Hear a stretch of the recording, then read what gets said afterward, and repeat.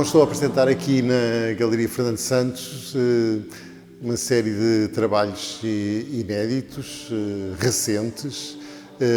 São trabalhos que, de certo modo, são ligeiramente diferentes do que tem sido a minha imagem nos últimos anos, porque são telas, são painéis de alumínio também, mas são apenas dois trabalhos que são conjuntos de alumínios, na sua maioria são peças que são uma única tela e as telas são abstratas, mas jogam com várias maneiras de fazer, criando pequenas discrepâncias pelo modo como é colocada a tinta, que é em spray, ou que é à espátula, ou que é a pincel, ou que tem sobreposições, como que algumas velaturas que escondem aquilo que foi pintado com um ar muito geométrico e rigoroso, e a seguir levou uma velatura criando como que um véu, como que um processo de esconder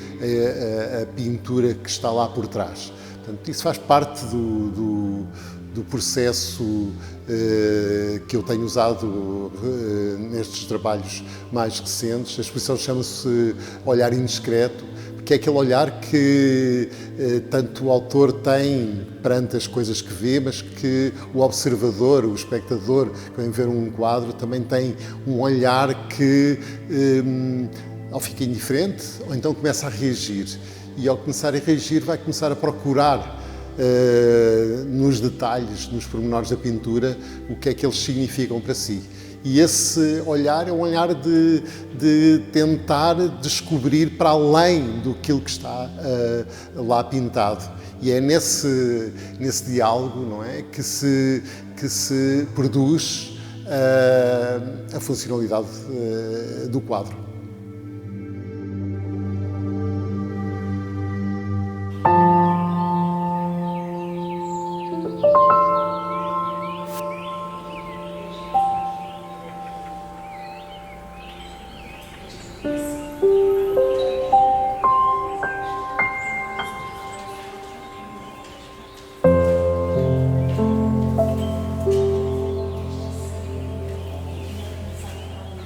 Estou aqui na Galeria Fernando Santos, no Porto, a convite do artista Pedro Quintas.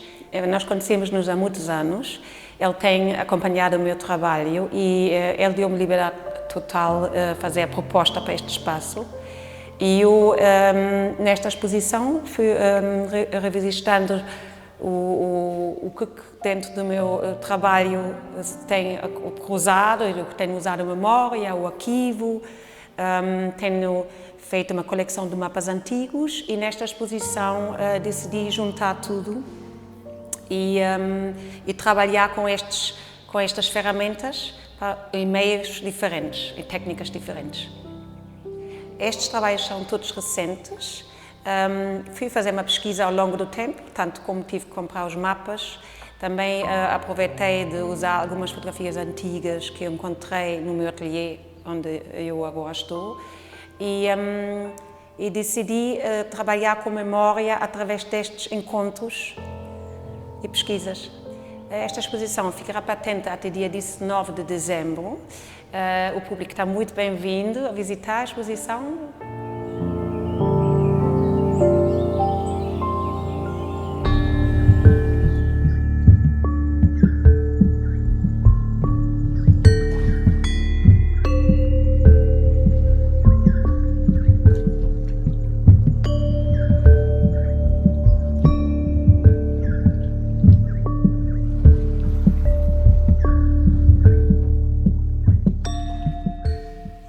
Sejam bem-vindos à Galeria Presença.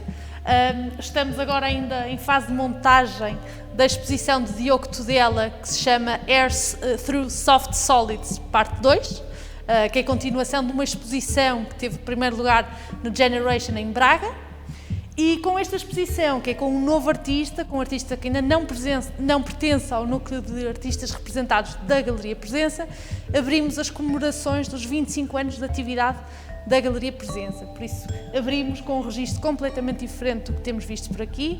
Não se trata de uma exposição, assim, digamos, tão simples de pintura ou de escultura, mas trazemos antes instalação, peças de fotografia e peças em que a imagem é muito trabalhada. Por isso trazemos, por exemplo, novas gravuras sobre alumínio, que é uma técnica de baixo relevo, e que trata muito sobre o som e as formações na garganta ao fazer esse som.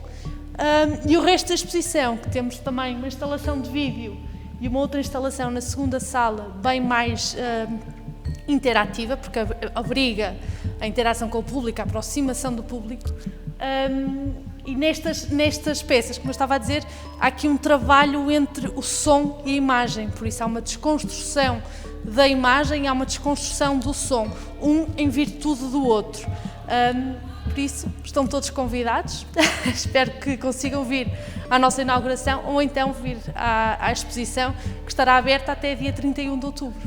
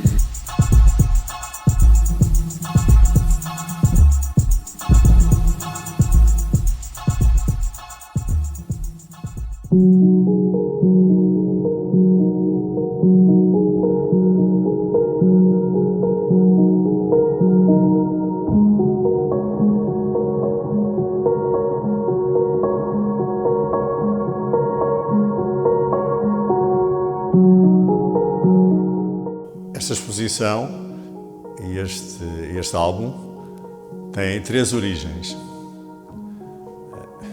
Tem origem em mim, que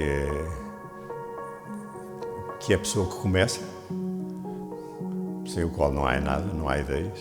Tem origem numa máquina fotográfica, que é aquela máquina que faz as coisas que nós não precisamos de fazer, faz tudo por nós. E a outra origem é o iPad, que é uma máquina que só faz as coisas que nós fizermos. Se nós não fizermos nada no iPad, não aparece nada.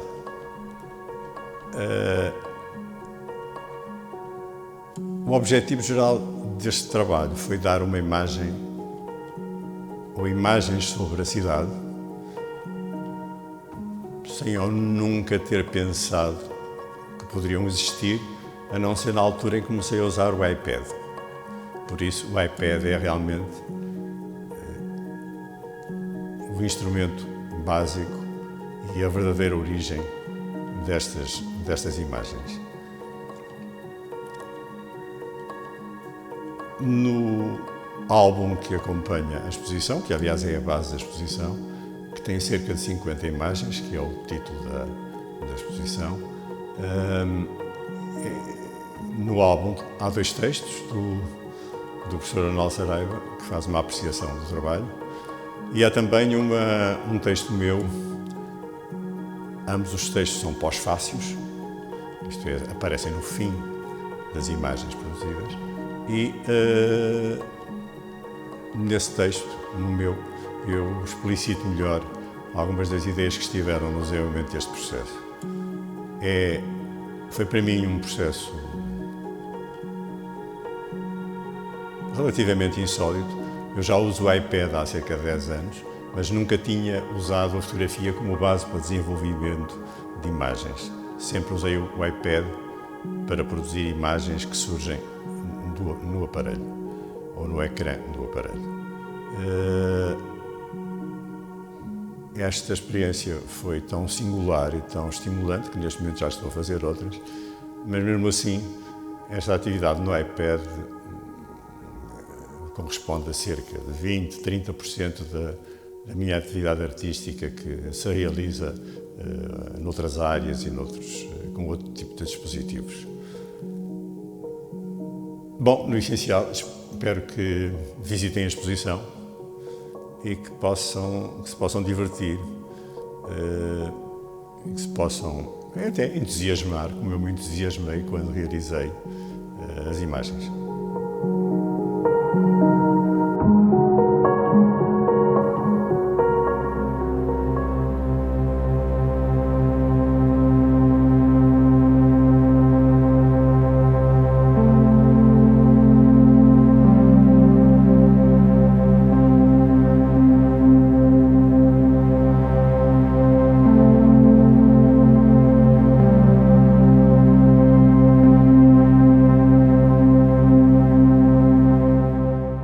Estamos no Espaço Eugénia Castro, que acolhe pela primeira vez uma exposição inédita do meu trabalho.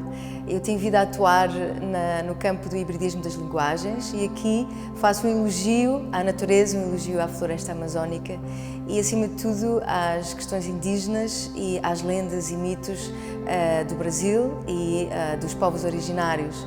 Portanto, através da lenda de Iracema, de Lábios de Mel, procuro encontrar também, de alguma maneira, uma justificação sobre esta terra em transe, terra que vive em constante abismo e de alguma maneira nos leva a refletir sobre questões existenciais e híbridas, não só em torno da natureza, mas também sobre o papel do artista, que vive também em permanente abismo.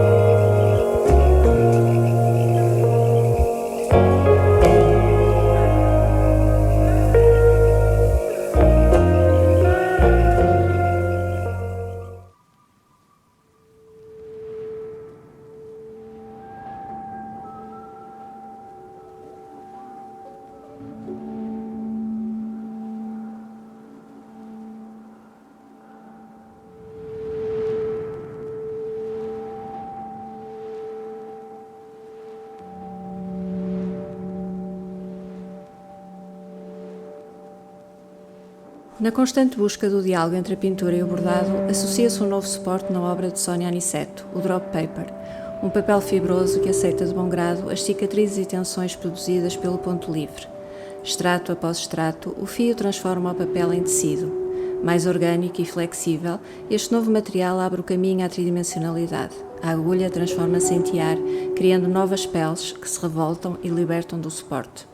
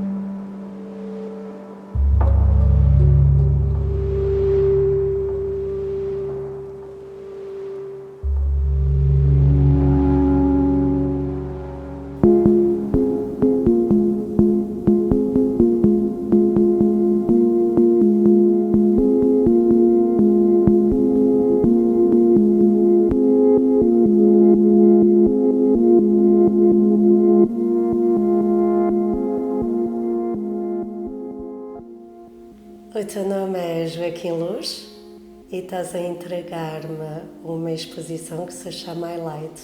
Correto.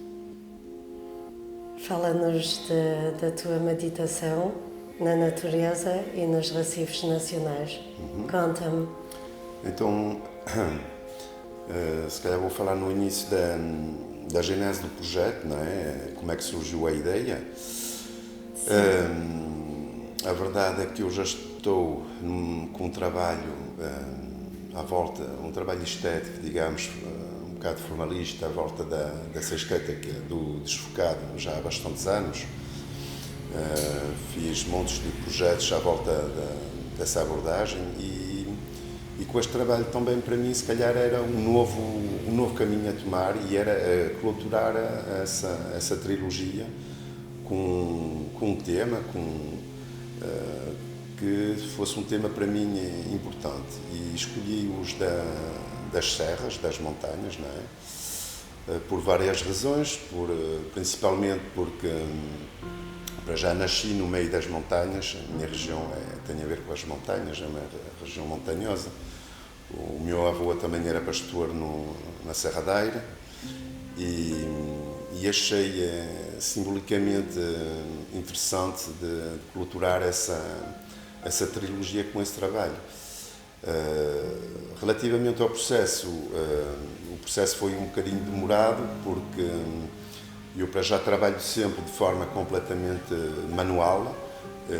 O sítio, digamos, torna-se o meu ateliê. Eu preciso mesmo de finalizar e de voltar para casa com a imagem mesmo já pronta.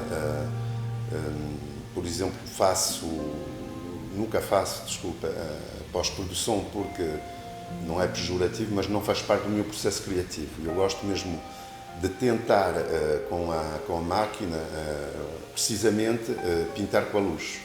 Isso é a definição da fotografia, não é?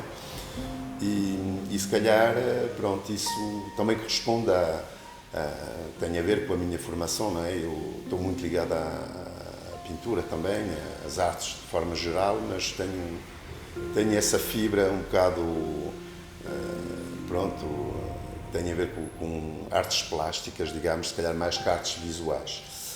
E sempre fiz questão, no meu trabalho também, de sair um bocado dos sentiers battus, como se diz, daqueles caminhos já predefinidos, não é? E também essa questão experimental, de explorar essas coisas, é uma questão que faz sempre parte do meu trabalho, ou seja, gosto de contornar as regras, gosto de jogar com a nitidez, gosto de jogar com a exposição e foi um bocado por aí que eu abordei esse trabalho. Nota-se que as imagens têm uma certa sobreexposição, são queimadas de propósito, não é? São ligeiramente desfocadas também.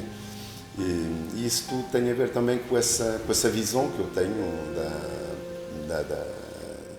da fotografia, não é? A minha visão particular. Não estou a inventar nada de especial, porque o flou artístico, não é? Já existiu na história da fotografia, mas pronto, foi uma questão estética que sempre me acompanhou.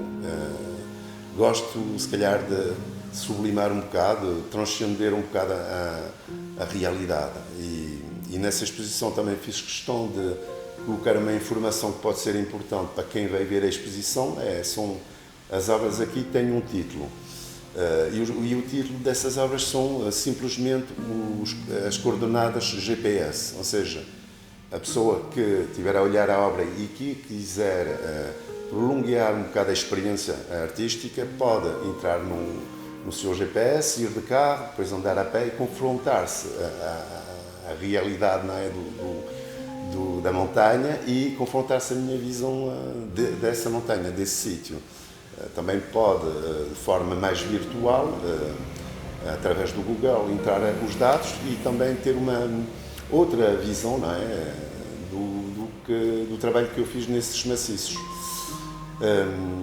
E esse trabalho, como podem ver, não são panorâmicos, são polípticos, trípticos, não é?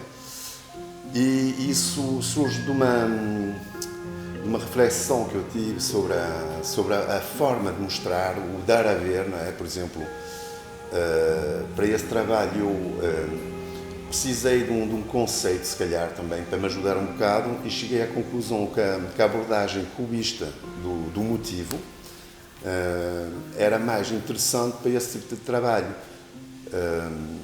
Ou seja, a minha problemática aqui era tentar dar a ver uma coisa que nunca é possível de ver à primeira visão, ou seja, uma pessoa, um maciço montanhoso, tem várias faces e nós nunca podemos ver essas faces todas, não é? E comecei a fotografar, a multiplicar os pontos de vista, a andar mesmo, a passear à volta, contornar aquilo, ver as diferentes facetes, não é? Dos maciços. Como um passeio. Exatamente, como um passeio. Mesmo a analisar o que me era oferecido a ver, não é? Porque uma montanha é uma coisa singular, mas é uma coisa também complexa, com várias matérias, cores, texturas e foi um bocado por aí. E depois a segunda fase foi chegando a casa, isso digamos que é a segunda fase do outro ateliê, que é o meu espaço de trabalho, não é? Físico e permanente. O espaço de trabalho. Exatamente. Eu trabalho de forma muito analógica, sempre tento. Mando imprimir essas 4.000 e tal fotografias, depois começa uma nova fase, que é, a partir dessas fotos imprimidas, é reconstruir e transformar a paisagem noutra paisagem, que é a minha paisagem, não é? E vou proceder como se fosse um puzzle, a tentar, a partir sempre da mesma matéria, do mesmo maciço, dar outra configuração a esse espaço. E no que diz respeito a esses passeios, essas viagens, essas idas e voltas, as cores, tu és também colorista, pictórico, sim, tens uma fotografia pictórica, sim, tens uma fotografia colorista. O que é que conta-me estas... Então, sim, fazes bem dizer, eu assumo completamente esse aspecto colorista, não é, na minha fotografia. Neste projeto até foi um bocadinho mais radical que isso, porque neste projeto a minha problemática era mesmo chegar à quinta essência, não é, do maciço, ou seja, a quinta essência é a quinta essência nos gregos antigos, não é, que é o éter, e isso ajudou-me também a chegar a essa estética um bocado vaporosa, um bocado diafane, como se diz, não é? Parece um bocadinho de fumo, parece o esfumato do Da Vinci. e também dar essa noção na imagem. E a verdade é que esse trabalho durou cerca de 3 anos e meio, e eu, cada maciço, há vários aqui, voltei lá continuamente ao longo do ano, várias estações, várias horas do dia, e o objetivo aqui nessa cenografia também era dar a ver um bocadinho, um resumo desse trabalho, consoante também a passagem das várias estações do ano. Ou seja, por exemplo, aqui começámos pelo outono, passámos ao inverno ali, com aquele triptico, e depois passamos aqui deste lado, se calhar estamos mais na primavera, digamos, para concluir com o verão. E hoje achei também interessante dar a ver essa noção de trabalho de luz, não é? À volta das estações, porque isso também, a realidade desse trabalho é esse. Sem luz não há cor, e sem luz não há nada, não há vida. E achei interessante, em termos de cenografia, para conseguir mesmo fechar o cerco, como se diz, dar a ver com esta organização, dar a ver essas várias estações, e que as pessoas percebem que, pronto, o mesmo maciço, consoante a altura do ano, ou as horas do dia, não tem nada a ver, são coisas completamente, aquilo é efêmero, está constantemente em evolução, em transformação, não é? Sim, não podemos dizer que se consegue apanhar uma imagem real de uma montanha, nem de uma pessoa. Sim. Se eu fotografar a montanha hoje e voltar amanhã, já pode ser coisas completamente diferentes. E eu contei-te que quando nós posicionamos esta exposição